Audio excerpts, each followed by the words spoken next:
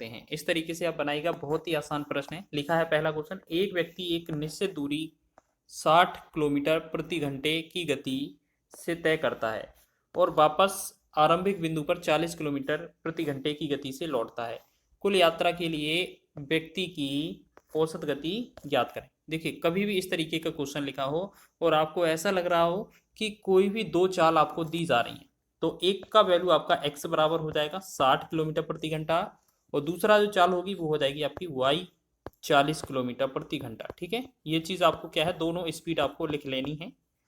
अब आपके लिए औसत चाल जो होगी, एवरेज जो स्पीड होगी, आपका औसत चाल एवरेज स्पीड जो होगी, उसका मतलब फॉर्मूला जो होता है वो बनेगा 2xy और अपॉन में x प्लस वाई। ठीक है, सीधा आप सॉल्व करेंगे तो 2 लिखेंगे मल्टीप्लाई में और यहाँ पर 2 लिखेंगे गुणे में लिखेंगे, फिर आपका x आपका 60 मान लेते हैं और आपका y 40 बटा में क्या करेंगे, इन दोनों का योग x प्लस वाई है ना, तो 60 और 40 बटे में 100 लिख देंगे हम। ठीक है, तो ये चीज़ हम क्या करेंगे, 100 लिखेंगे नीचे, तो याद रखना ये चीज़ हमारा 100 हो जाएगा। ठीक है, तो ये चीज़ आपको नोट करके चलना है। ठीक है, तो यहाँ पर क्या हो जाएगा, 100 हो जाएगा। ठीक है, तो 2 जीरो से हमारा ये वाला 1 2 0 2 0 कट जाएगा हमारा। ठीक है, तो यहाँ पर जो फाइनल बनेगा हमारा, यहाँ क्या बनेगा, 2 जीरो से ये 2 जीरो कटने वाला है हमारा। ठीक है, और यहाँ 2 गुणे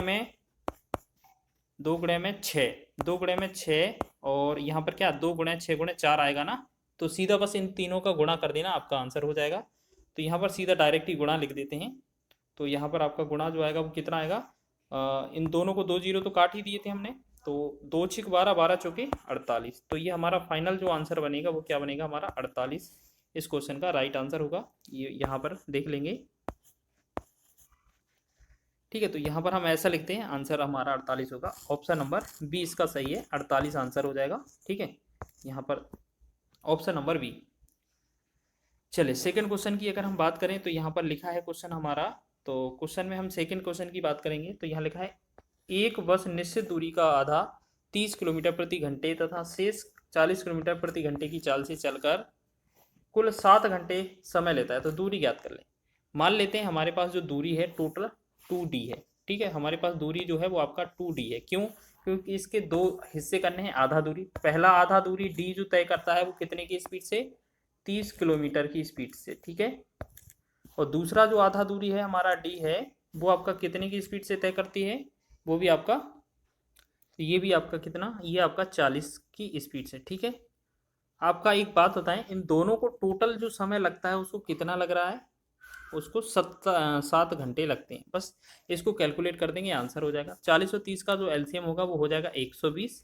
ठीक है, और यहाँ 30 से 40 बार तो ये 4 बार 4d हो जाएगा, प्लस 40 से 3 बार तो 3d हो जाएगा, और बराबर में ये 7 बनेगा। ठीक है, तो यहाँ पर ये 120 हम इधर ले जाएंगे, 4 और 3 7d का जो वैल्यू है वो आपका हो जाएगा 7 गुणे में 120। ठीक है, तो 7 से 7 कट जाएगा और d का जो वैल्यू है वो आपका 120 बनेगा। तो एक बात बताइए, d का वैल्यू 120 आया, लेकिन हमने कुल दूरी कितना 2d माना था, तो 2 गुना कर देंगे तो 2d का वैल्यू कितना होगा, 12 दूना 24, यानी कि 240 जो होगा इस क्वेश्चन का फाइनल आंसर हो जाएगा।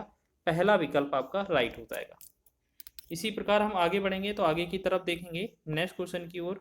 तो नेक्स्ट क्वेश्चन हमारा देख लेते हैं। यहाँ लिखा है, एक चोर 10 मीटर प्रति सेकेंड की रफ्तार से भागता है, 10 सेकंड बाद एक सिपाही 12.5 मीटर प्रति सेकंड की रफ्तार से उसका पीछा करता है, तो कितनी दूरी के बाद सिपाही चोर को पकड़ लेगा। आपको याद रखना, हमेशा पहले तो ये देखना है कि कितना समय लग रहा है, कितना समय बाद देखा जा रहा है, तो आपको ये चीज़ याद रखना। 10 सेकंड बाद है, तो याद रखना पहले वाले जो चोर है ना, वो 10 की स्पीड से अगर 10 सेकंड में कितना चल लेगा, तो 10 की स्पीड से जो दूरी होगी आपकी, 10 का 10 में गुणा करेंगे तो आपका 10 और 10 का गुणा 100 हो जाएगा। ठीक है, तो ये हो जाएगा 100 मीटर। इसका 100 मीटर उसने दूरी चल ली होगी चोर ने। अब पता किसको चला है, सिपाही को। तो सापेक्ष जो चाल होगी, एक दिशा में चाल क्या होती है, घट जाती है। 12.5 इसकी है और 10 मीटर प्रति सेकेंड इसकी है, तो ये सापेक्ष चाल जो होगी वो 2.5 रहेगी पुलिस की। ठीक है, अब क्या है, हमें पकड़ना है, तो समय निकालेंगे, समय बराबर होता है दूरी बटा चाल। ठीक है, तो दूरी आपका 100 और समय आपका 2.5। ठीक है ना, तो एक काम करेंगे, इसको पॉइंट हटा देंगे, अगर इसमें पॉइंट हटा देंगे तो 1 0 आप ऊपर फिर ले लेंगे, ठीक है। और यहाँ देखेंगे तो 25 एकम 25, 25 चौके 100, ये 40 की स्पीड जा रहा है, ठीक है। अब बोला है चोर जो है वो कितने दूरी पर पकड़ा जाएगा सिपाही के द्वारा। तो अब देखो समय तो हमारा टी बराबर कितना आ गया, 40 सेकेंड, ठीक है। अब एक बात बताइए, आप अगर दिमाग लगाएं इसको, तो ये जो है इस तरीके से अगर पकड़ा जाएगा तो यहाँ पर ये 40 सेकेंड बाद पकड़ा जाएगा। और यहाँ पर अगर दूरी का फॉर्मूला लगाया जाए तो दूरी बराबर क्या होता है, चाल गुणे में समय।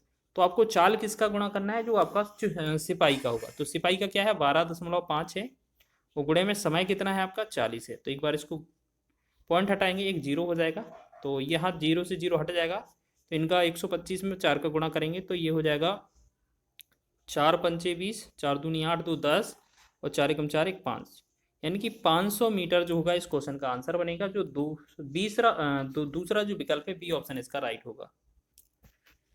एक और क्वेश्चन देख लेते हैं, अच्छा क्वेश्चन है। दो व्यक्ति क्रमशः 25 किलोमीटर प्रति घंटा और 30 किलोमीटर प्रति घंटे की चाल से एक समान दूरी तय करते हैं। यदि एक व्यक्ति दूसरे व्यक्ति से 25 मिनट अधिक समय लेता है तो दूरी ज्ञात करें। आप ऐसे समझ लें, एक बार अगर बात करें, जो बोला गया है कि ये दो व्यक्ति हैं वो 25 किलोमीटर प्रति घंटे की और 30 किलोमीटर प्रति घंटे की चाल से एक समान दूरी तय करते हैं। समान दूरी का मतलब है, अगर हम बात करें, पहले दूरी डी थी, अब भी दूरी डी है। पहले जो है वो 25 किलोमीटर प्रति घंटे की रफ्तार से तय कर रहा था, अब जो है वो 30 किलोमीटर प्रति घंटे की रफ्तार से। इनका जो डिफरेंस है वो समय निकलता है, वो कितना निकलता है, 25 मिनट, ठीक है ना। अब 25 मिनट की जगह हम क्या है, घंटे में चेंज करेंगे, तो बस इसे 60 नीचे लिख लेंगे, बस इससे क्या है, कैलकुलेशन आसान हो जाएगी। अब 25 और 30 का जो एलसीएम आएगा वो हमारा कितना हो जाएगा, आप ऐसे समझें 150 आ जाएगा, ठीक है। तो 25 छक्का 150 हो जाएगा, तो 6 डी यहाँ पर लिखेंगे, फिर 3 5 15 5, 5 डी यहाँ लिखेंगे, और बराबर में ये 25/60, ठीक है। अब चाहें तो हम यहाँ पर कुछ वैल्यू कट कर सकते हैं और अपना आंसर निकाल सकते हैं। तो ऐसे करेंगे कि नीचे से 1 0 से 1 0 कट गया, 3 दूना 6 और 3 से 3 5 15। हम देखेंगे 2 से एक बार, 2 से 12.5 हो जाएगा यहाँ पर, ठीक है, 12.5, और 12.5 का गुणा इस 5 से करेंगे, क्योंकि 6 डी में से 5 डी जाएगा तो एक डी ही बचेगा। और यहाँ पर जो है अगर वैल्यू कट करेंगे तो यहाँ पर जो है 12, यहाँ पर देखो, तो यहाँ पर 625 बनने वाला है वैसे ही तो, और गुणा करेंगे तो ये 625 होगा, लेकिन दशमलव की वजह से ये 62.5 हो जाएगा। तो दूरी क्या कह सकते हैं हम, कितना उसने तय की होगी, तो दूरी उसका कितना है, 62.5 है। तो ऑप्शन नंबर ए इसका राइट है। तो इस तरीके से शानदार प्रश्न है ये हमारा, और एग्जाम में पूछा जा सकता है, तो आप अच्छे से बना रहे होंगे। वीडियो पसंद आया है तो वीडियो को लाइक करें, शेयर करें, चैनल पर नए